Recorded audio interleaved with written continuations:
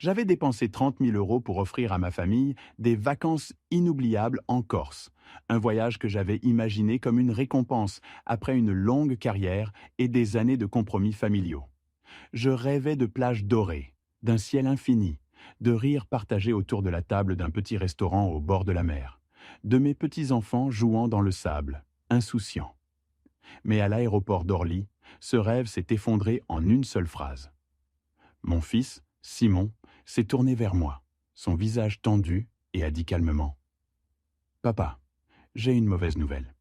Le brouhaha du terminal a semblé se dissiper un instant. Les annonces des vols, les valises qui roulaient, les rires, tout s'est éloigné, comme si le monde retenait son souffle. Quelle mauvaise nouvelle? Ai-je demandé, déjà inquiet. Il évitait mon regard. Ses mains étaient enfoncées dans les poches de son jean, ses yeux fixés sur le tableau des départs, où s'affichait en lettres clignotantes Ajaccio, embarquement. J'ai oublié d'acheter ton billet, m'a-t-il dit. Les mots sont tombés comme une pierre dans ma poitrine. Autour de nous, les familles s'affairaient avec leurs enfants, les bras chargés de sacs, prêtes à embarquer vers le soleil corse. Moi, je suis resté planté là, mon bagage à la main, incapable de comprendre. Tu as oublié? Ai-je répété, la voix cassée. Simon, on prépare ses vacances depuis 3 mois. Il a hoché la tête, gêné, sans vraiment me regarder. Je sais, papa. C'est juste. Il y avait tellement de choses à gérer. Le travail, les réservations, les enfants. Je t'ai donné 20 000 €, Simon. 20 000. Pour tout le monde. Il a soupiré, regardé sa montre. Oui, et on t'en remercie. Mais le vol est sur le point de partir. Je n'ai pas réfléchi. J'ai attrapé ma valise et avancé vers le comptoir d'Air France, déterminé à régler cette erreur absurde.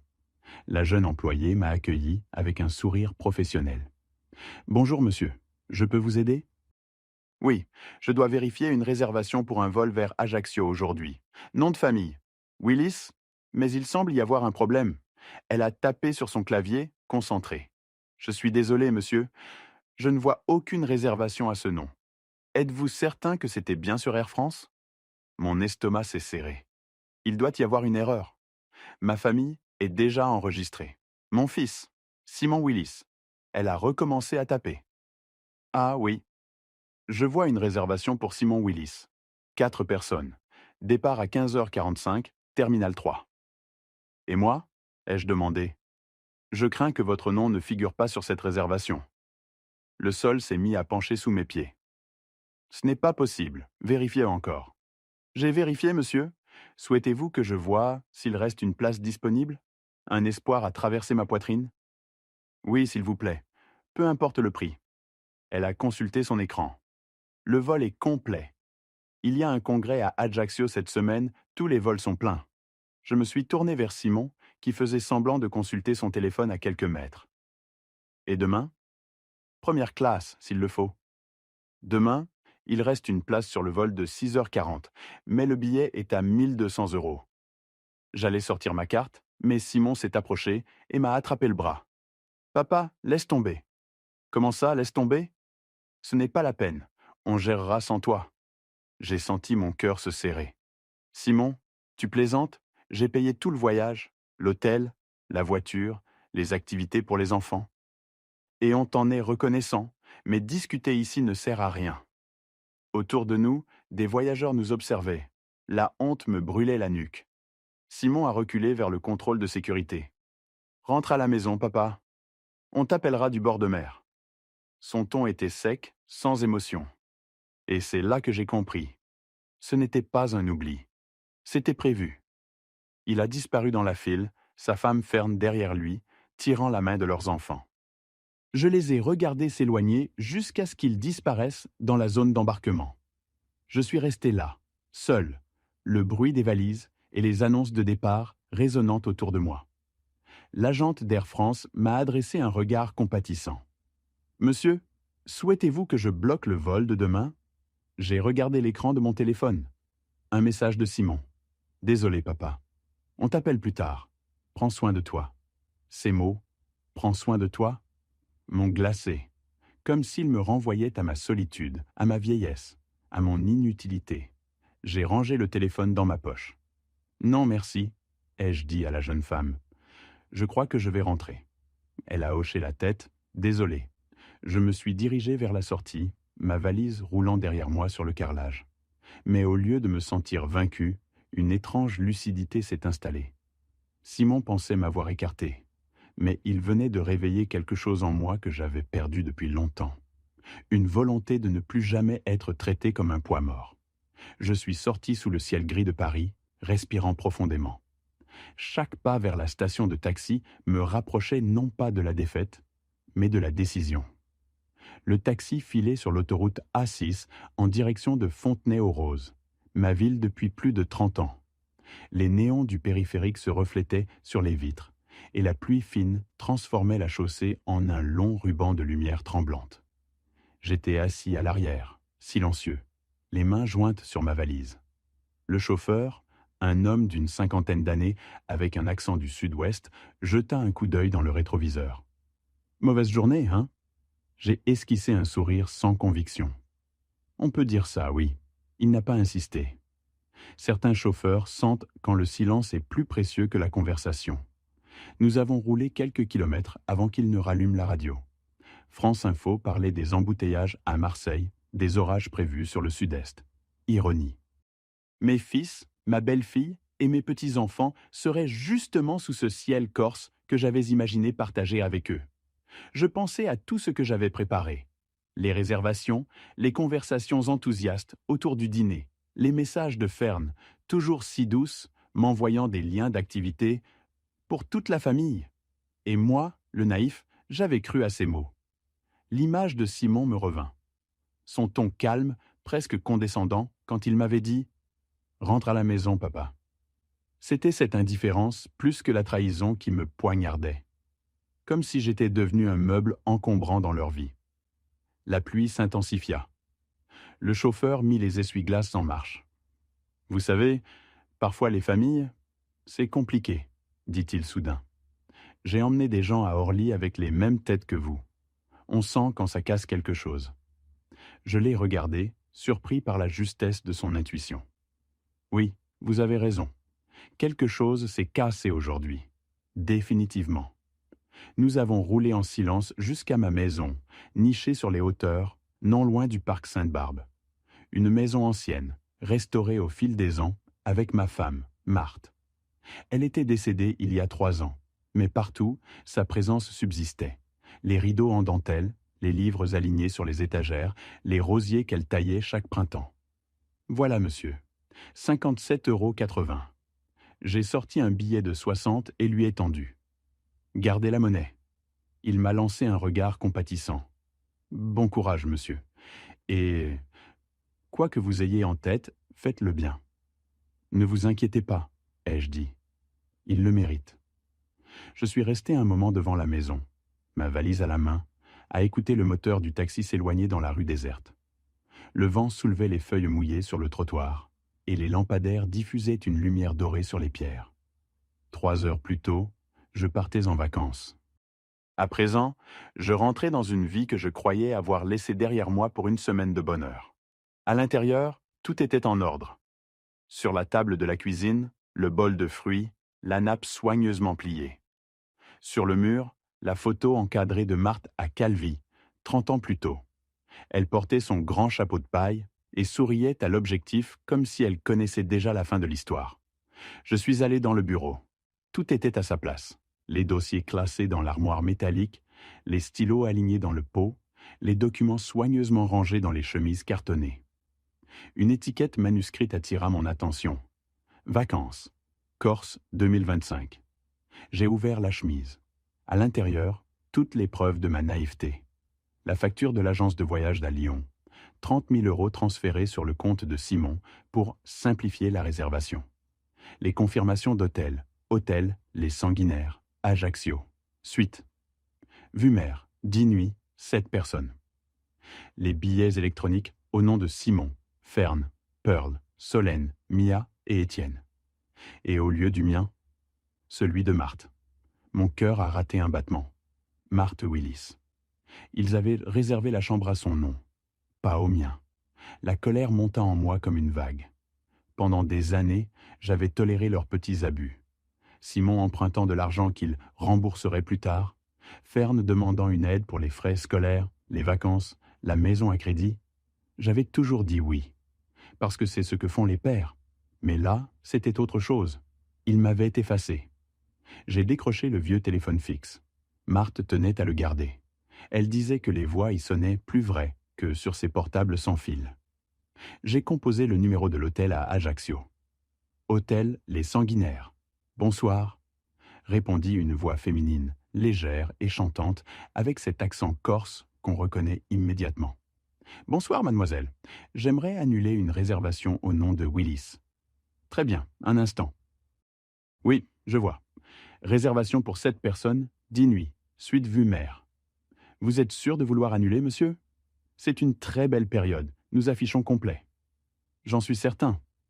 Je dois vous informer que l'annulation à moins de 24 heures du départ entraîne des frais de 2 800 €.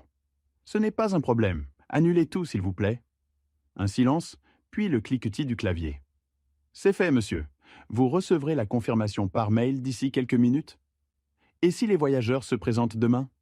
Nous leur expliquerons que la réservation a été annulée par le titulaire, aujourd'hui à 18h47. Parfait. Merci, mademoiselle. J'ai raccroché. Le clic du combiné résonna dans la pièce comme un coup de marteau sur du verre. Je me suis appuyé contre le bureau, fixant la photo de famille posée sur l'étagère. Simon, Fern, les enfants, tous souriant autour du sapin de Noël, devant la cheminée. Les cadeaux que j'avais achetés, le repas que j'avais payé, la joie que j'avais financée. J'ai souri, lentement. Le généreux idiot, c'était moi. Cette nuit-là, je n'ai pas eu besoin de somnifères. J'ai dormi d'un sommeil lourd, profond, sans rêve. Le matin, la lumière filtrait à travers les rideaux comme un commencement. Le percolateur ronronnait sur le plan de travail. Le parfum du café emplit la cuisine, ce même parfum qui accompagnait Marthe chaque matin de notre vie commune. Mon portable clignotait, 60 appels manqués, tous du même numéro, celui de Simon. Je les ai ignorés. Je me suis versé mon café, lentement, savourant le geste. Puis j'ai ouvert les messages. Les premiers étaient paniqués. « Papa, rappelle-moi, urgent. L'hôtel dit que la réservation est annulée. » Ce n'est pas drôle. Les enfants pleurent. On est bloqué. Rappelle-moi immédiatement. Puis plus tard dans la nuit, on a dormi dans le hall de l'hôtel. Les enfants sont épuisés. Je ne comprends pas pourquoi tu fais ça. C'est cruel. J'ai bu une gorgée. Le café avait un goût parfait. Le téléphone vibra encore. Nouvel appel. Même numéro. Je laissai sonner, puis écoutai le message vocal. « Papa, je t'en supplie. On n'a nulle part où aller. Tu es en train de punir des enfants pour une erreur d'adulte. Rappelle-moi. » Une erreur d'adulte? Non. Une trahison. Délibérée. Je me suis installé dans le fauteuil près de la fenêtre, celui où Marthe aimait lire. Dehors, un merle sautillait sur la pelouse. Le monde continuait de tourner, paisible. Je pris le combiné et composai le numéro de Simon. Il décrocha avant la première sonnerie. « Enfin! Qu'est-ce que tu fous, papa?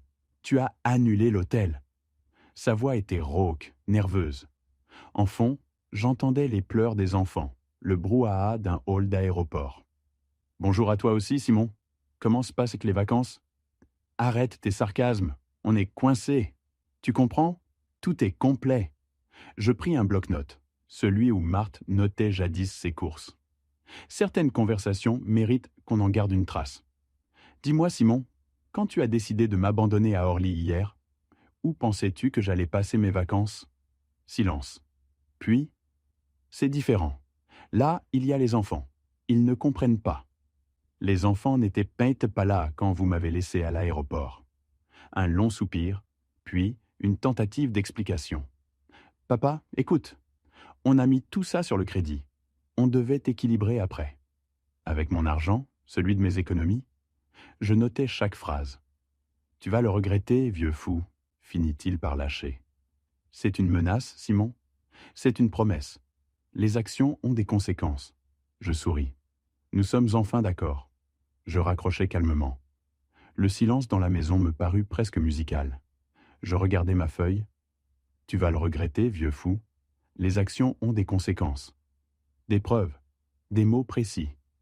Marthe m'aurait dit, ne laisse jamais les autres confondre ta bonté avec de la faiblesse. Je l'entendais presque. Je me suis levé, déterminé. Direction le tiroir des archives. Des années de dossiers bien ordonnés. Paiement, virement, aide, reçu, courrier. Chaque ligne retraçait mon rôle de père, de sauveur financier, de garant silencieux. 20 ans d'argent versé sans retour. 20 ans de confiance mal placée.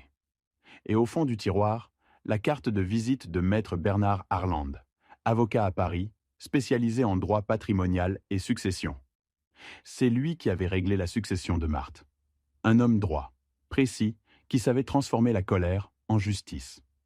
Je pris le téléphone et composai son numéro. Sa secrétaire, Jennifer, répondit. Cabinet Harland, bonjour. Bonjour, ici Louis Willard. Je souhaiterais un rendez-vous urgent avec Maître Harland pour une révision de mon testament. Bien sûr, Monsieur Willard. Demain, 14 heures. Cela vous convient? Parfait. J'ai raccroché. Je savais exactement ce que j'allais faire. Le lendemain matin, je me suis réveillé avant l'aube. Il faisait encore sombre dehors, et les premières lueurs de Paris filtraient à peine derrière les rideaux. Le silence de la maison avait quelque chose de solennel. Je me suis préparé lentement, en prenant soin de repasser ma chemise bleu clair et de cirer mes chaussures, comme pour une cérémonie. Ce n'était pas un simple rendez-vous juridique, c'était un acte de libération. J'ai pris le RER jusqu'à Châtelet, les Halles, puis le métro jusqu'à La Défense, où se trouvait le cabinet de maître Bernard Harland.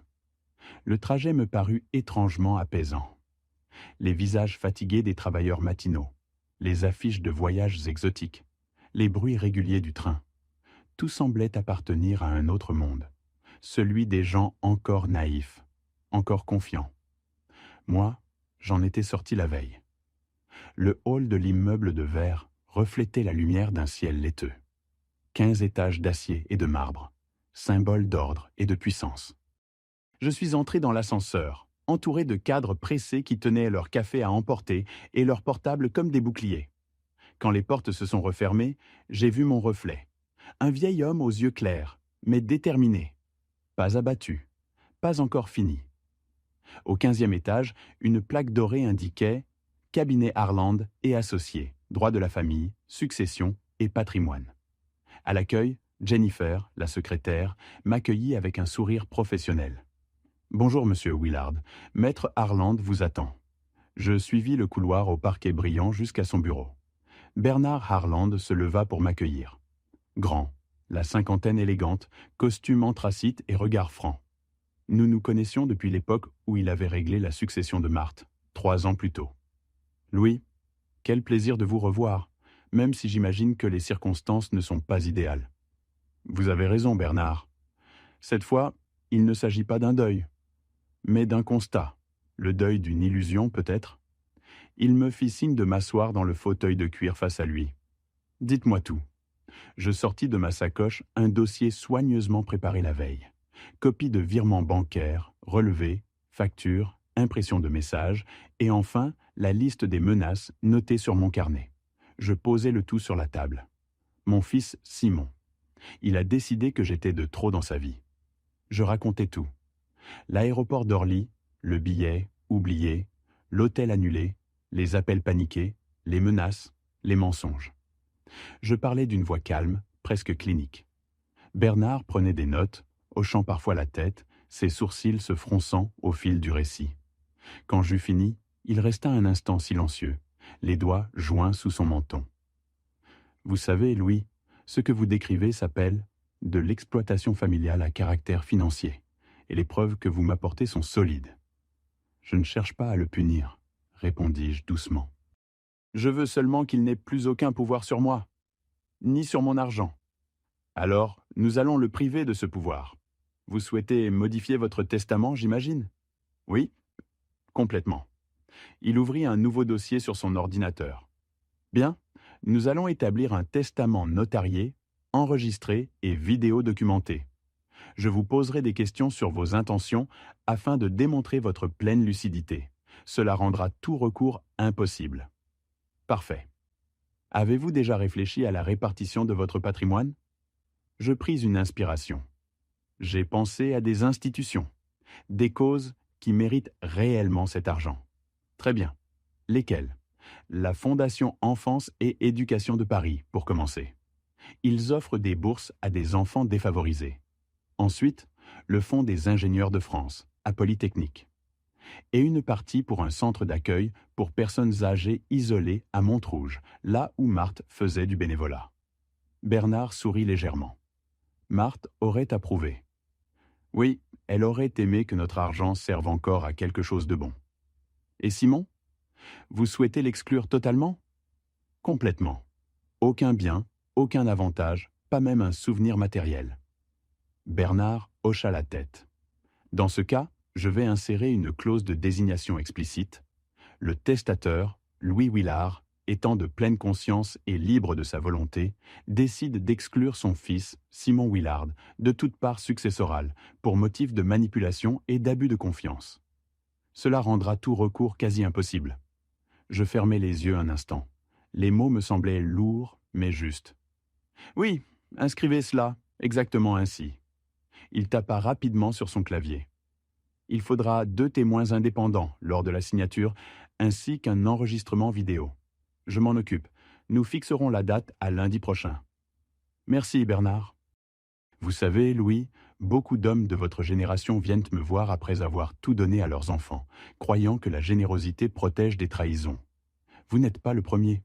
Je souris tristement. Non, mais j'espère être l'un des derniers à le tolérer.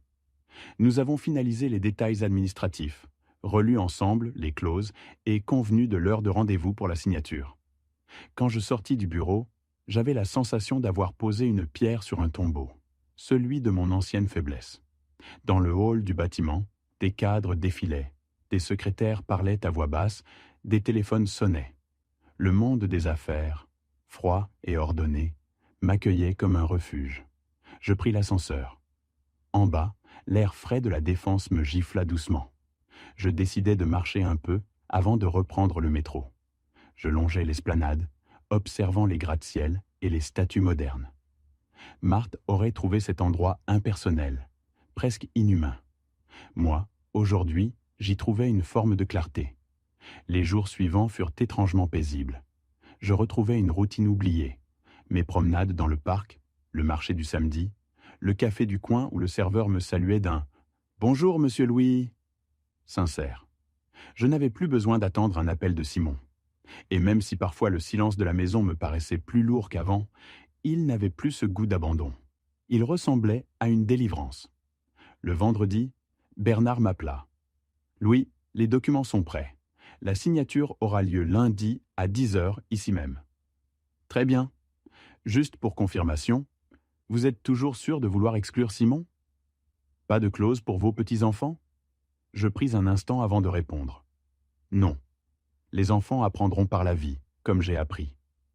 S'ils méritent un jour quelque chose, ce sera par leur travail, pas par l'héritage de mon humiliation. Compris. Alors à lundi. » Le week-end passa lentement.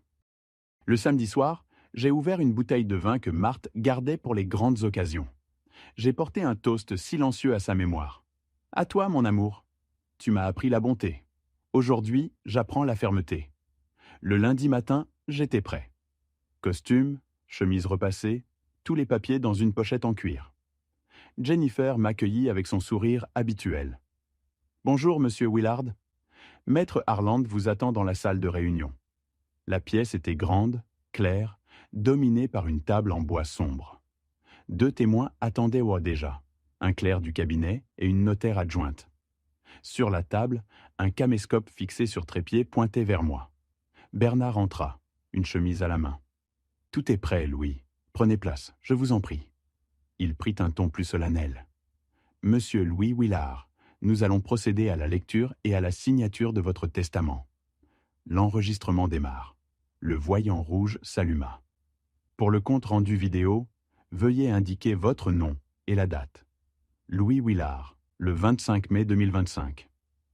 Confirmez-vous être sain d'esprit et agir de votre plein gré? Oui, je le confirme. Bernard lut à haute voix les passages clés.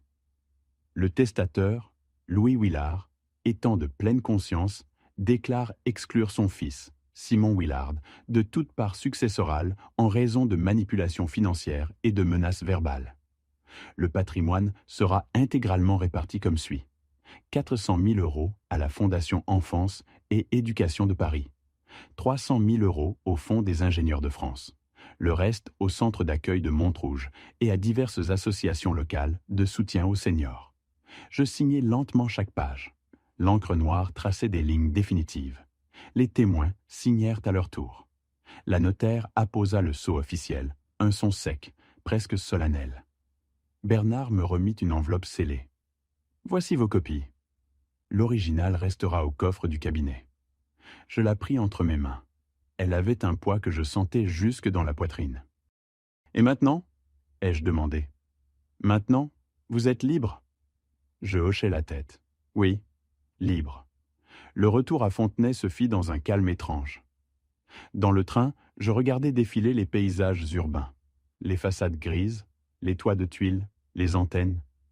Chaque station me rapprochait d'une maison où, pour la première fois depuis des années, je n'avais plus peur du téléphone. En rentrant, je trouvais sur mon répondeur 10 messages, tous de Simon. Je n'en écoutais aucun. Je me suis installé dans mon fauteuil préféré, un vieux Voltaire que Marthe avait restauré. Le soleil de fin d'après-midi baignait la pièce d'une lumière dorée. Sur la table, j'ai posé l'enveloppe du notaire. Je la regardai longuement, puis, dans un murmure, « Marthe, c'est terminé. » Un sentiment de paix, immense, s'installa en moi. 2 semaines s'étaient écoulées depuis la signature chez Maître Harland. 2 semaines de silence et de paix. Chaque matin, je me levais sans cette boule dans la gorge qui m'accompagnait depuis le départ de Marthe. J'avais retrouvé une sorte de dignité tranquille, la certitude que, pour une fois, c'était moi qui décidais du récit. Pas Simon, pas sa culpabilité, pas ses mensonges. Le vendredi matin, un appel de Bernard mit fin à mon attente. « Louis, » dit-il d'une voix posée, « leur vol retour d'Ajaccio atterrit dimanche à 14h15, Orly-Ouest. »« Très bien, nous serons là. »« Vous êtes sûr de vouloir être présent en personne ?»« Absolument. Les mots doivent parfois être accompagnés d'un regard. » Le dimanche arriva. Le ciel parisien était bas, couvert d'un voile gris qui contrastait violemment avec les images de mer turquoise et de soleil brûlant que Simon devait encore avoir en tête. J'enfilai ma veste sombre, glissai dans ma poche le mouchoir brodé de Marthe, celui qu'elle gardait toujours pour les occasions sérieuses. Maître Harland m'attendait devant le terminal des arrivées internationales. Toujours impeccable, costume bleu marine, attaché-case à la main, il me salua d'un signe de tête. « Tout est prêt, Louis. Les documents de notification sont dans cette chemise. Je vous accompagnerai jusqu'au moment opportun. » Nous nous plaçâmes à quelques mètres de la sortie, à côté d'un panneau « Rien à déclarer ». Le flot des passagers commença à se déverser peu après 14h30. Des familles bronzées, des couples souriants, des enfants traînant des peluches fatiguées. Les cris des retrouvailles, les rires, les roues de valises sur le carrelage. Et puis, parmi la foule, je les vis. D'abord Pearl, ma belle-fille, visiblement ravie de raconter quelque anecdote à Solène, sa mère. Son large chapeau de paille portait encore l'étiquette d'un magasin d'Ajaccio. Elle tenait un sac « Boutique Napoléon », plein à craquer. Juste derrière, Ferne, ma belle-fille, avec les enfants, Mia et Étienne, tous deux vêtus de t-shirts colorés avec des dauphins et Corse 2025 imprimés en lettres blanches. Et enfin, Simon, mon fils. Le dernier à apparaître, marchant avec cet air pressé et nerveux de celui qui veut tourner la page avant qu'elle ne le rattrape. Quand Mia me vit, son visage s'illumina. « Papy !» cria-t-elle en courant vers moi, son petit ukulélé en plastique battant contre sa jambe. Je m'accroupis et la serrai contre moi. Son parfum de crème solaire et de mer me serra le cœur. Étienne suivit, un peu plus réservé, mais ses bras autour de mon cou avaient la sincérité que les adultes oublient trop vite. Je les embrassai tous les deux, puis levai les yeux vers Simon. Il s'était figé. Son visage se vida de toutes couleurs. Ses yeux passèrent de moi à Bernard, puis à la chemise beige qu'il tenait dans la main. Il comprit immédiatement. « Papa, qu'est-ce que tu fais ici ?»« Je suis venu t'accueillir, Simon, et mettre un point final à tout ça. » Fern s'approcha, mal à l'aise.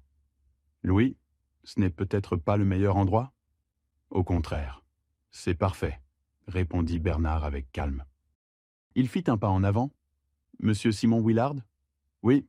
Pourquoi ?»« Je suis maître Bernard Harland, avocat de votre père. J'ai ici un document officiel à vous remettre. Il s'agit de la copie du testament révisé de Monsieur Louis Willard, daté et enregistré le 25 mai 2025. » Il tendit l'enveloppe scellée. Simon hésita, puis la saisit avec un geste brusque. « C'est une plaisanterie ?»« Non, monsieur, une notification légale. » Les bruits d'aéroport semblaient s'éteindre autour de nous. Simon déchira l'enveloppe d'un geste sec, sortit les feuilles, les parcourut rapidement. Je le vis pâlir. « C'est une blague? Tu m'exclus? Totalement ?»« Ce n'est pas une blague, Simon. C'est la réalité que tu as toi-même créée. » Fern lut par-dessus son épaule. Son visage devint livide. « Louis, pense aux enfants, voyons. Tu ne peux pas leur faire ça. »« Je ne leur fais rien, Fern. J'ai payé leurs vacances, leurs cadeaux, leurs rires. Ce que j'arrête, c'est de financer votre mépris. » Simon releva la tête, les yeux injectés de colère. « Tu ne peux pas faire ça? Il y a des lois. »« Il y en a, oui, et je les ai respectées. »« Bernard ?» L'avocat s'avança. « Monsieur Willard, selon le Code civil français, un parent peut disposer librement de son patrimoine si l'enfant s'est rendu coupable d'abus de confiance ou de menaces envers lui. Nous avons les preuves. » Simon recula d'un pas, cherchant ses mots. C'étaient des paroles sous le coup de la colère, des paroles que j'ai notées mot pour mot, dis-je calmement. « Tu vas le regretter, vieux fou. » Son visage se crispa. Fern prit sa main. « Louis, soyons raisonnables. Tu es fâché, je le comprends. Mais il faut penser à la famille, à l'avenir. » L'avenir ? L'avenir, Fern, ce sera celui des enfants qui apprendront à ne pas trahir ceux qui les aiment. Le reste n'a plus d'importance. Autour de nous, quelques curieux ralentissèrent leurs pas. Les enfants, eux, ne comprenaient pas. Mia me tirait la manche. « Papy, pourquoi papa crie ?» Je me baissais à son niveau. « Parce que parfois, ma chérie, les grands doivent apprendre que tout a un prix. » Simon, écarlate, froissa les papiers et les lança presque au sol avant de les ramasser aussitôt, conscient qu'il s'agissait d'un document légal. « Je vais contester, tu m'entends ? J'irai jusqu'au tribunal. » Bernard répondit sans hausser le ton. « Vous pouvez, monsieur. Mais sachez que nous disposons d'une vidéo enregistrant votre père, lucide et parfaitement conscient, lisant et signant chaque clause. Aucun juge ne cassera ce testament. » Silence. Solène posa une main sur l'épaule de Pearl, murmurant « Allons-y. » Ce n'est pas le moment de faire un scandale. Pearl, qui jusque-là riait encore en parlant de la Corse, comprit enfin la gravité de la scène. Elle pâlit à son tour.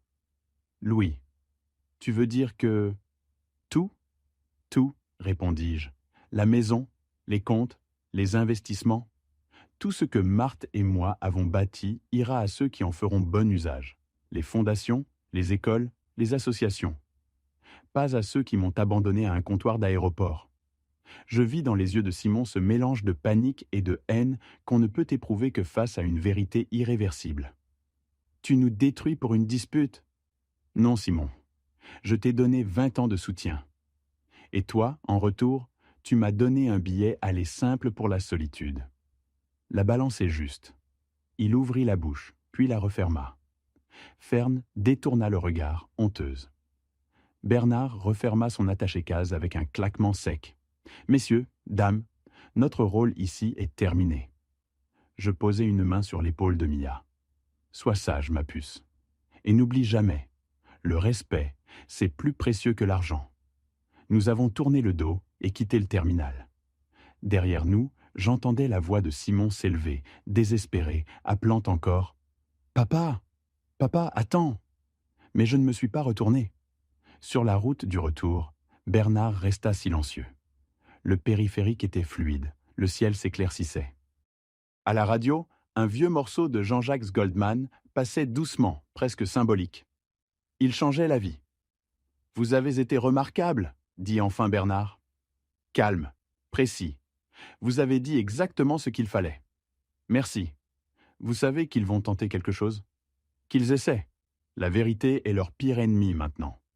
Nous avons traversé le pont de Sèvres. La Seine brillait faiblement sous le soleil d'après-midi. Marthe aurait été fière de vous, ajouta-t-il doucement. Je souris, regardant l'eau. Oui, je crois aussi. Le soir, chez moi, la maison semblait respirer différemment. J'ai allumé la lampe du salon, préparé un dîner simple. Omelette, salade, un verre de vin. Sur la table, la photo de Marthe me regardait toujours avec ce sourire calme et ferme. Je me suis assis, et pour la première fois depuis des années, j'ai mangé lentement, sans hâte, sans arrière-pensée. Après le repas, je suis allé dans le jardin. L'air était doux, chargé d'odeurs de jasmin. J'ai levé les yeux vers le ciel où brillaient les premières étoiles.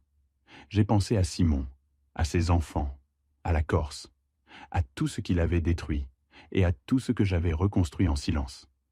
La justice, ce soir-là, avait enfin pris la forme de la paix. Je suis rentré, ai pris la clé du coffre et y ai déposé mes copies du testament, puis refermé doucement la porte. Dans le couloir, la pendule de Marthe égrenait les secondes. Un rythme apaisé, régulier. Je me suis assis dans le grand fauteuil du salon, celui où elle lisait ses romans de Balzac. Le silence de la maison m'enveloppa. Dehors, quelque part, la vie continuait. Les avions atterrissaient, les familles riaient, les enfants rêvaient. Mais ici, dans ce petit salon de Fontenay, il n'y avait plus ni colère, ni douleur. Seulement cette sensation d'avoir, pour la première fois depuis longtemps, repris possession de mon histoire. J'ai fermé les yeux. Et dans le murmure du vent, à travers les rosiers, j'ai cru entendre la voix de Marthe. « Tu as bien fait, Louis, il était temps. » Alors j'ai souri. Parce que oui, enfin, tout était en ordre. Et c'était parfait.